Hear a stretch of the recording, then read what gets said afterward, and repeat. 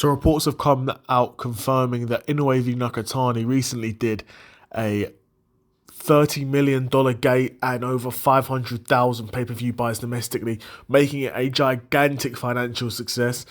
In my opinion, I wasn't expecting... These are the sort of numbers you see coming out of Vegas between two major stars nowadays in boxing. You don't see those sorts of numbers from particularly guys at these lower weight classes, but I guess there are two undefeated Japanese superstars fighting in Japan. It makes sense this would be a huge financial success. From that point of view, I'm not surprised, but from the point of view, these guys can get some serious paydays out of it. And honestly, that may be the reason why immediately in the aftermath of this fight, there was talks of a rematch. Probably because people knew this was a huge financial success. It was a super close and competitive fight. People would love to see them go again for another 12 rounds. There's definitely an innate sort of appetite for a rematch, even though, in my opinion, I do think Inoue deserves to win. I think it was close, and I think if Nakatani is capable of making appropriate changes, then he's got a chance, but Inoue's such a hard puzzle to work out.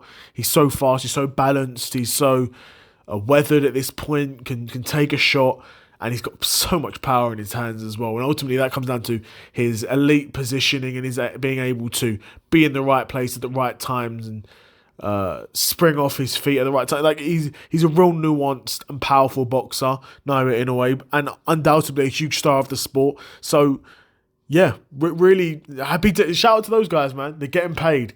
Huge draws in Japan, clearly. And again, even for a guy like Nakatani now, even going forward, I think for the rest of his career, it will be somewhat linked with Naoya Inoue now. But Nakatani's now got, a bit of a fan base for himself. He's not just known as the guy, if he doesn't fight Nakatani, there's no point. He's now a guy who went the distance with Nakatani. Nakatani went the distance with Inoue, had a good fight, was competitive, didn't get smoked. Inoue has done guys much worse than he's done Junto Nakatani. Let's have it right. Inoue has smoked guys. He did not smoke Junto Nakatani. Nakatani held his own in there, and you sort of get the rub off guys when that happens. And so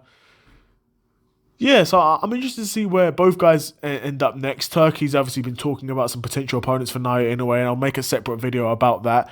But Junto Nakatani, in my opinion, he's definitely got options too. And again, he's the bigger guy, so if anything, Nakatani could be looking up to move up to featherweight, and I think he could have some real success there. Because he's bigger than Inoue. I don't think he beats Rafael Espinosa. I don't think he beats Figueroa, and those guys are two world champions at featherweight. But I think he can still mix it with a lot of those top guys at featherweight. Or alternatively, he can stay at super bantamweight or go back down to bantamweight. When you're a guy as good as Junto Nakatani, you're going to have options. And even in a loss against Naoya Inoue, you still get the rub. You still have some options again. If he wanted the most amount of options, if he beat Naoya Inoue, that would have been the best situation for him. But of course, beggars can't be choosers. That's not always the way the cookie crumbles, unfortunately. But yeah, huge paydays for both of those guys, and maybe we'll get a rematch down the line because now that we know it makes money, it makes sense. But yeah, let me know what you guys think in the comments below. Another episode of the Seth Solo Side Quest. What do you think of the pay-per-view numbers and gate numbers coming out of the Inoue v Nakatani fight? Is it bigger than you expected, or is it what you were sort of expecting? Let me know in the comments below. Another episode of the Seth Solo Side Quest in the bag, and I'm out. Peace.